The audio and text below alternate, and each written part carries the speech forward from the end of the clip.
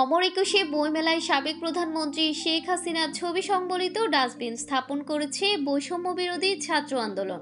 মেলার প্রথম দিনে সেই ডাস্টবিনে ময়লা ফেলেছেন প্রধান উপদেষ্টা ডক্টর মোহাম্মদ ইউনূসের প্রেস সচিব শফিকুল আলম। শনিবার নিজের ভেরিফাইড ফেসবুক পেজ শেখ হাসিনার ছবি সংবলিত সেই ডাস্টবিনে ময়লা ফেলার এরকম 5টি ছবি পোস্টও করেছেন তিনি। ওই পোস্টে শফিকুল আলম লিখেছেন, শনিবার বাংলা একাডেমিতে 21শে বইমেলার প্রথম দিনে ডাস্টবিনে জঞ্জাল নিক্ষেপ। এদিকে বৈষম্য বিরোধী ছাত্র আন্দোলনও তাদের অফিসিয়াল ফেসবুক পেজে সেই ডাস্টবিনের একটি ছবি পোস্ট করেছে। তাতে তারা লিখেছে, আজ থেকে শুরু হয়েছে মাসব্যাপী অমর একুশে বইমেলা 2025।